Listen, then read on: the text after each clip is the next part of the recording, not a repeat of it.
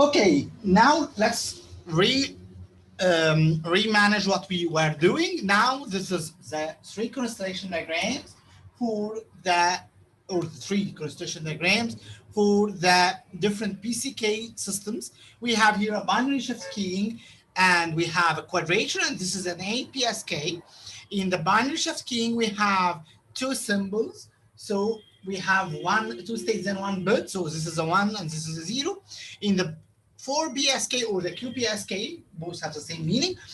We have 4 states and we have 2 bits per sample. And finally, in the 8PSK, we have 8 states. That's why we have 3 bits per state.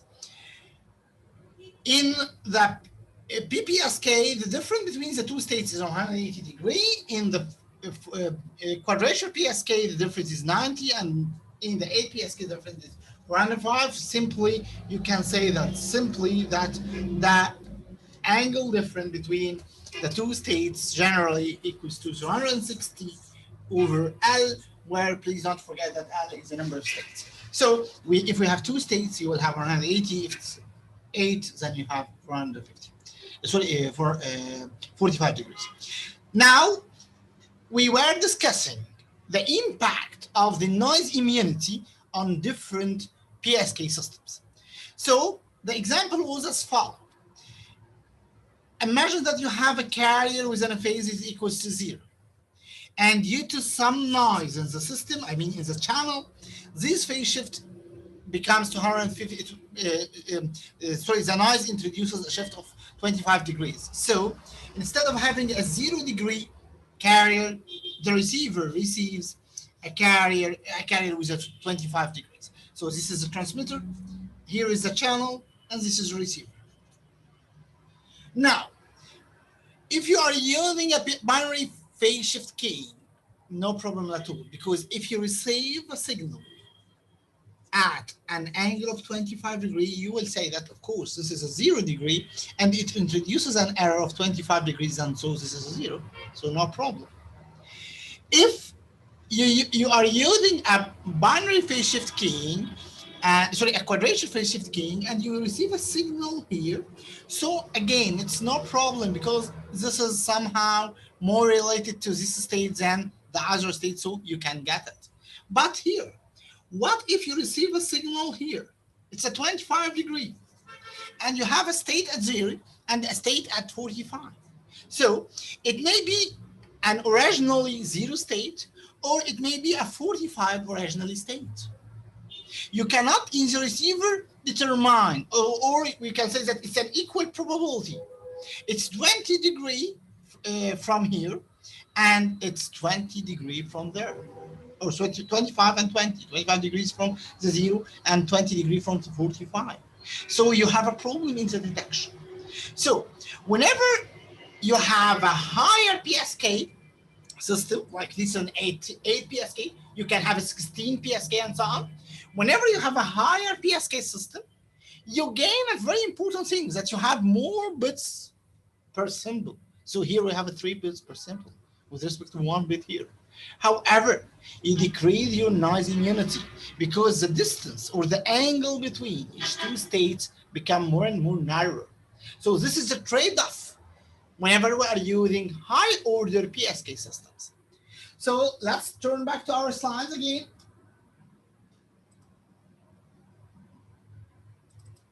Yes, that's perfect. And that's again open our pointer. Herein, this is the 8 PSK. So as you understand, you are now transmitting 3 bits per sample. However, your noise immunity is less. Let's now return back to some slides earlier. This is the QPSK, or you can call it the 4PSK. Both have the same meaning, of course. And this is the 4 samples. As you can see, this is 45, 135, and so on. And this is the schematic for the modulator. Actually, it makes sense. It's you have an in-phase component and you have a quadrature component, and using these two, and you are dividing your stream of bits into two parallel streams to have an in-phase component and a quadrature phase component. That's why you have an angle this angle could be a 45 or 135 or whatever. As you can see here, you have your sinusoidal input, and here you have your sinusoidal carrier with the phase shift 90. So this is the quadrature component, and this is the in phase component, and then you have a summation, and you are doing the same process in the receiver. So this is just for your information. You can have here a detector in the receiver, so the same type of detector by doing a mixer or multiplications and a low pass filter. And then this is a very important block, which is the source of synchronization, because usually the receiver doesn't know exactly your clock rate, your symbol time duration, or what we call it the TS. So you have some sort of a synchronization signal here in order to determine the time duration for each symbol, in order to make some sort of synchronization between the transmitter and the receiver. This is actually one of the most interesting blocks in this block diagram. Here, this is another way to implement the quadrature amplitude modulation, what we call the offset QPSK. Actually, this is somehow out of scope for our course, but just for your information, maybe you are interested to know more about the QPSK or the offset QPSK. Here is two models for the QPSK. In my first slide, I mentioned this model where we have a pi over 4 shift. We start with 45, 135, 225, and 315. However, you can make it in another model, as you can see here, in order to make it at 0, 90, 180, and 170. Both are, of course, the same. It depends on your initial phase shift. Either it's 0 or it's 45. So this is two types of a QPSK. And if you combine these two types of QPSK together, you will get this model 1, 2, 3, 4, 5, 6, 7, 8, which is the 8PSK. So simply the 8PSK is a combination of these two models together to form this 8PSK, which is, we just mentioned it a few seconds ago, where you have 3 bits per state as you have 8 states. So again, all this is related to what's called that quadrature. It's the phase shift keying.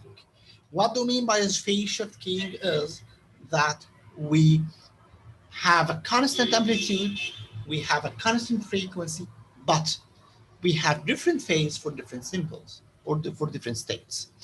Now, let's turn to another model. Our next model is a combination model. So let me do it like that.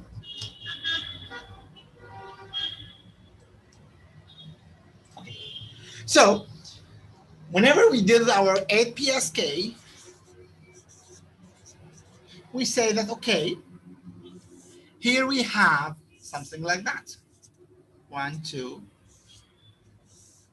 3, 4, 5, 6, 7, 8. This is our 8 symbols. And again, we recognize the problem or the drawback of this model, which is this narrow, relatively narrow angle between each two successive states. It's only 45 degrees. Okay, what if we have a new constellation diagram for a new modulation technique with something like that? Okay, I will start with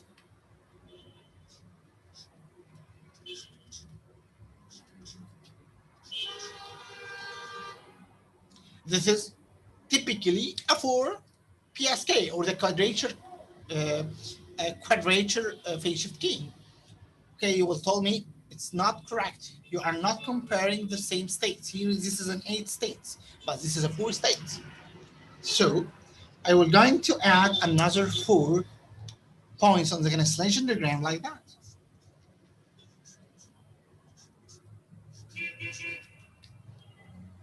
As you can see here, and based on our understanding for the constellation diagrams, the difference between this red point and this black point is the amplitude. So both of them are on the same angle, on the same phase, which is the 0 phase. However, they have different amplitude, let's say AC1 and AC2. So in this model, my dear students, you are not only changing the phase, you are changing the phase and the amplitude. So you are mixing the PSK, which is the phase shift keying, with the ASK, which is the amplitude shift keying, in what's called the QAM, or the quadrature amplitude modulation. So the quadrature amplitude modulation is a mixing between the phase shift keying and the amplitude shift keying. So the main advantage here between this QPSK and this QAM system is the difference between each two successive states. And the difference between each two successive states here is 90 degrees, while it's 45 in the QPSK.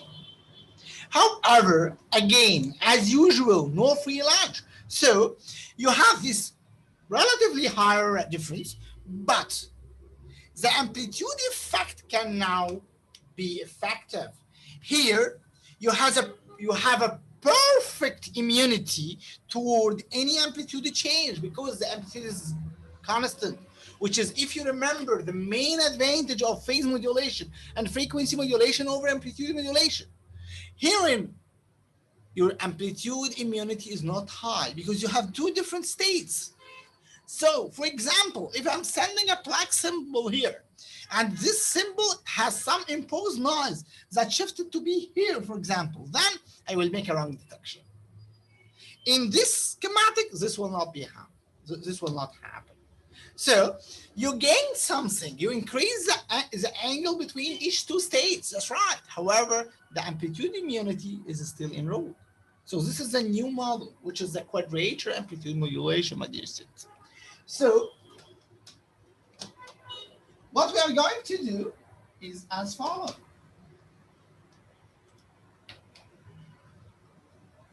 So let's now return back to our presentation.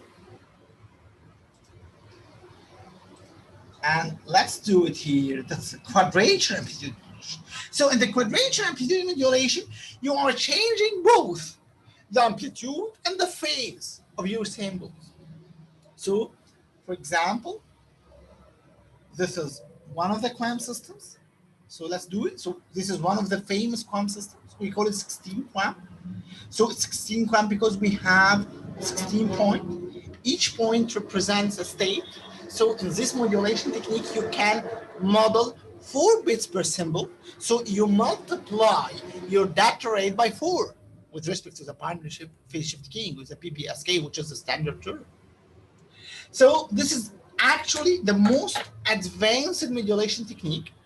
It's still used. So our current wireless communication systems, I mean mobile communications and all these stuff, are still using these QAM modulators, but we can reach a high order QAM modulation. For example, we can reach something like 64 QAM, 128 QAM, 256 QAM.